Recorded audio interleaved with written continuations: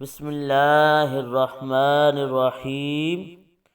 تمام تعریفیں اس کریم رب کی جس کی ذات وحدہ لا شریک ذات ہے، جس کے سوا کوئی بھی عبادت کے لائق نہیں ہے۔ تمام عبادتیں اسی کے لیے ہیں، اور کروڑوں درود و سلام کریم آقا علیہ الصلاۃ والسلام کی ذات پر، جن کو رب تعالی نے تمام جہانوں کے لیے رحمت للعالمین بنا کر بھیجا ہے، اور کروڑوں درود و سلام آپ کی ساری آل پاک پر اور آپ کے سارے اصحاب پر، جن کو رب تعالی نے رضی اللہ عنہم ورضوا عنہ کے لقب کے ساتھ نوازا ہے۔ السلام علیکم ورحمۃ اللہ وبرکاتہ۔ دعوے آف اسلام کے محترم بہنوں اور بھائیوں، ہم امید کرتے ہیں آپ حضرات خیریت کے ساتھ ہوں گے۔ اللہ پاک آپ کو خیر و عافیت کے ساتھ رکھے۔ اللہ پاک آپ کو دین دنیا کی بھلائیاں عطا فرمائے، اپنی ذات کے علاوہ کسی کا محتاج نہ فرمائے۔ محترم بہنوں اور بھائیوں، جس موضوع پہ آج ہم بات کرنا چاہتے ہیں وہ اللہ پاک کی لا ریب کتاب کی پہلی سورت فاتحہ کا بہت ہی پیارا وظیفہ ہے۔ انشاءاللہ وظیفہ سن کر عمل کر کے ہم سب کو بہت ہی زیادہ فائدہ ہونے والا ہے۔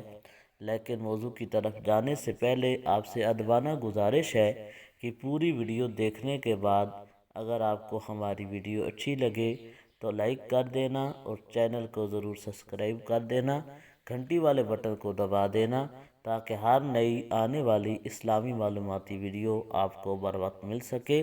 جزاک اللہ۔ پیارے پیارے بھائیوں اور بہنوں، وظیفہ ہے سورہ فاتحہ کا، تقریباً جو ہر مسلمان کو آتی ہے۔ بہت ہی آسان وظیفہ ہم بتانے جا رہے ہیں۔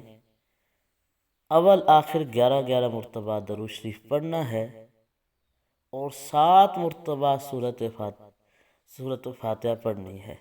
پڑھ کر پانی کے تو دم کرنی ہے، اس بندے کو پلانی ہے جسے سخت بخار ہو، جس کا بخار اتر نہ رہا ہو۔ ہر حربہ آپ استعمال کر چکے ہیں لیکن بخار اترنے کا نام نہیں لے رہا، تو یہ بہت ہی بخار کے لیے مجرب وظیفہ ہے۔ اول آخر آپ نے درود شریف پڑھنا ہے، 7 مرتبہ سورۃ فاتحہ پڑھنی ہے، پڑھ کے پانی کے اوپر دم کرنی ہے۔ دم کرنے کے بعد مریض کو تھوڑا تھوڑا پانی پلانا ہے۔ انشاءاللہ عز و جل اللہ پاک اس سورۃ فاتحہ کے صدقے اس مریض کو ضرور شفا عطا فرمائے گا۔ اللہ پاک ہمارا حامی و ناصر ہو، آمین۔